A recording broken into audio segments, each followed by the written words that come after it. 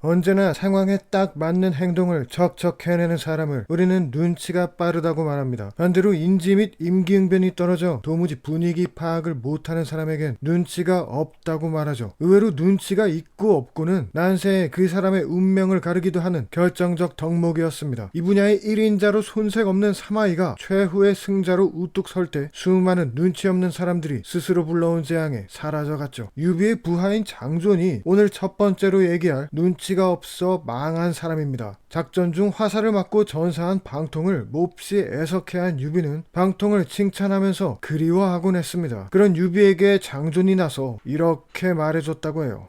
죽은 건 아깝지만 도의가 없는 인물이었죠.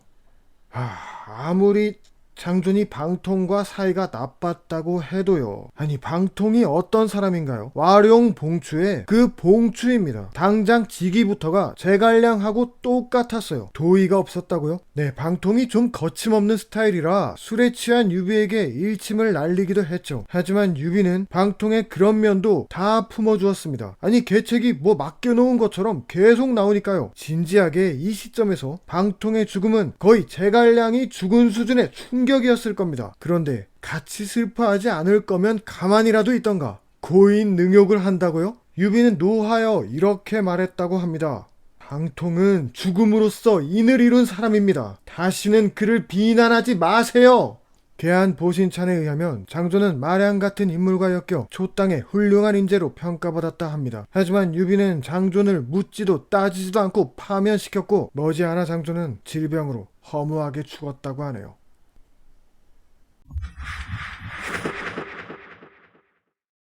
저수, 전풍 등 새로 얻은 전략보다 허유, 곽도, 봉기 등 기존의 부하를 편애한 원소의 고집은 후계자 다툼까지 이어지는 내분을 초래했습니다. 진짜 문제는 그럴듯한 계책은 전부 다 기주파 뉴페이스인 전풍과 저수에게서 나왔다는 거예요. 정작 원소가 믿었던 허유와 곽도는 하나같이 주워서 쓰지도 못할 패급들이었죠. 원수군의 최고 차위인 봉기 역시 관도대전 때 어베나마 후방을 책임지는 중임을 맡았지만 조조군의 순욱과 비교하기엔 처참하리 많지 함량 미달이었어요. 일단 관도의 패배를 전혀 수습하지 못했습니다. 조조를 심적으로 붙들어 승리까지 선사한 순욱과 달리 봉기는 패배 후 전풍을 모함해 그 와중에 오히려 아군 전력을 갉아먹었죠. 여기에 눈치마저 더럽게 없었는데 본인도 모르는 새 봉기는 세력에서 거의 왕따가 되어 있었어요. 원소가 사망한 후 원가는 원담파와 원상파로 쪼개졌는데 조조의 공격에 급해진 원담이 원상에게 도움을 요청하게 됩니다. 그런데 원상파 핵심 인물인 봉기는 이를 허락하지 않았습니다. 멍청하게도 국가의 위기보다 형제 간의 알력 다툼을 중요하게 생각한 거죠. 이에 원상은 봉기를 원담에게 보내며 중계를 부탁했는데 개뿔 원담에게 바로 죽고 맙니다. 재밌는 건 원상파의 신배도 그 후 봉기를 흉신이라고 칭했으며 원상마저 봉기의 일족을 처단하며 깨끗이 손절했다는 거예요. 봉기가 죽자마자 원상과 원담은 극적으로 화해했고 아싸리 조조를 격퇴하기까지 했죠. 어쩌면 본래 원상은 원담을 돕고 싶어 했다고 하니 봉기를 원담한테 보낸 게 얘 좀 죽여달라는 시그널 아니었을까요? 결과적으로 죽음으로써 형제 사이를 회복시켰으니 병신 같지만 진정한 충신일지도.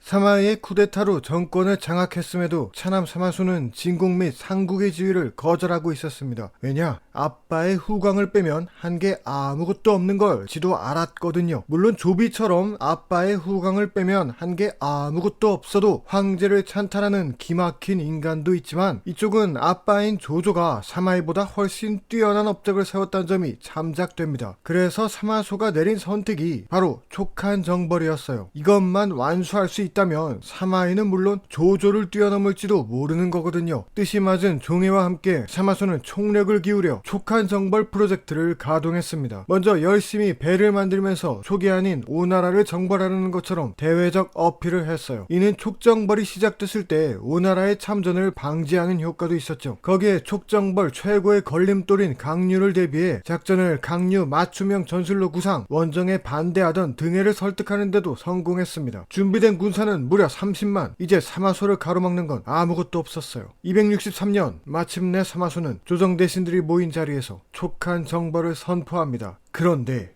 저기요, 강류 때문에 피해가 막심해 방어하기도 힘에 부친 판이거든요. 헌데 어찌 촉을 취하려 하시나요? 촉은 지세가 매우 험해 들어갔다간 화만 자초할 것입니다. 전장군 등돈이 나서 다 된 밥에 초를 치는 게 아니겠습니까? 참고로 등돈의 직책인 전장군은 관우와 장로의 최종 자기였습니다. 대장군 사마소보다 살짝 아래였죠. 하지만 사마소는 그 자리에서 등돈을 붙잡아 참수했고 이후 아무도 반대하는 사람이 없자 계획대로 촉을 정벌. 사마소는 그렇게 진왕에 오르게 됩니다.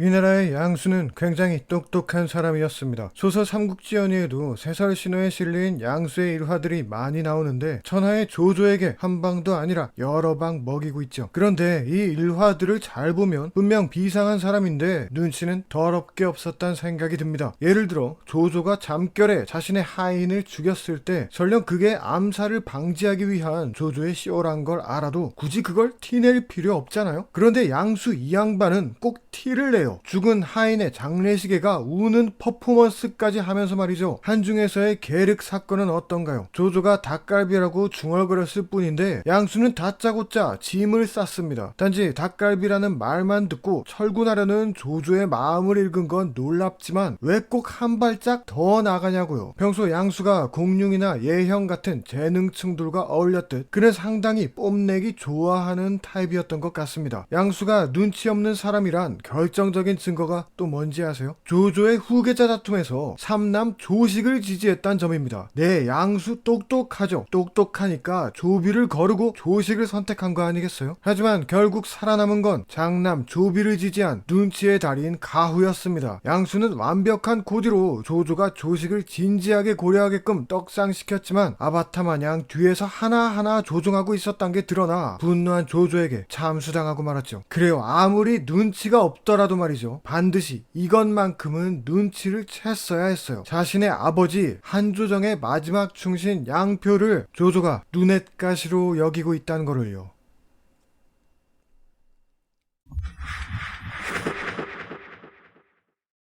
단언컨대 이 막은 모든 눈치 없는 사람 중에 본좌라고 할 수 있습니다. 네, 여러분은 아마 제가 이 랭킹전을 만든 게 순전히 이 막, 이놈 때문이란 걸 눈치채실 겁니다. 유장의 밑에 있다가 유비에게 항복한 이 막은 정월 초하루 자신에게 술을 권하는 새 죽은 유비에게 대뜸 이렇게 말했어요. 유장은 스스로 무너졌으니 장군께서 이 땅을 얻은 것은 옳지 못합니다.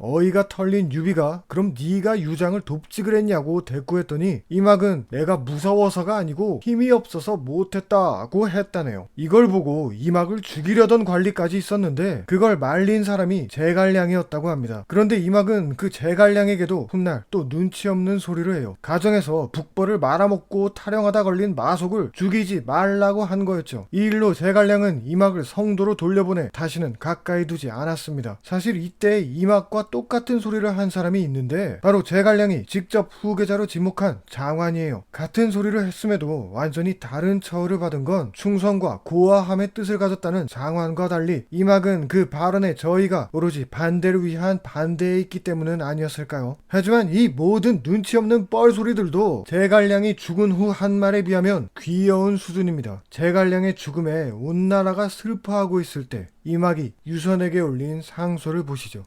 제갈량은 권력에 기대어 호랑이처럼 주위를 누려보니 모두가 그의 눈치를 봤습니다. 이제 제갈량이 죽어 황실이 안전해졌으니 대소신료들이 모두 기뻐해야 할 일입니다. 잠깐만요. 자, 유선체제에 만약 제갈량이 없었다면 족이 대체 어떻게 됐을까요? 유비가 죽었을 때 조비는 촉이 아니라 오를 공격했습니다. 유비가 없는 촉은 이제 신경 쓸 필요도 없다는 거죠. 하지만 제갈량은 이릉대전으로 피폐해진 촉을 일으켜 북벌로 오히려 위나라를 뒤흔들었어요. 그럼 나라를 안정시켰으면 됐지 위나라는 왜 공격했냐? 유비의 유언 때문이었어요. 승상이라면 반드시 대업을 이룰 수 있을 것이요. 유비의 이 유언 때문에요. 적장 사마이조차 제갈량이 결국 과로로 죽을 거라고 정확히 예측했습니다. 제갈량은 정말로 진심이었어요. 총나라에 그리고 유비에게요. 근데 뭐 어째? 제갈량이 죽은 게 온 나라가 기뻐해야 할 일이라고? 이씨악. 유선이 이막을 어떻게 했는지 아세요? 바로 감옥에 쳐놓고 죽여버렸어요. 그 유선이 대노했다고 합니다. 그럴만하죠. 미친, 이건 제갈량을 넘어 군주에 대한 모독이에요. 유선이 아무리 멍청해도 제갈량이 어떤 사람인지도 모르겠습니까? 어쩌면 이막은 매번 남들과 다른 소리를 내므로써 자신이 뭔가 특별한 사람이란 걸 어필하고 싶었던 건지도 모르겠습니다. 우리 민주주의에선 분명 소수의 의견도 존중받을 필요가 있죠. 하지만 여기서 이막이 주는 교훈은 분명합니다. 개소리엔 아무런 가치도 없다.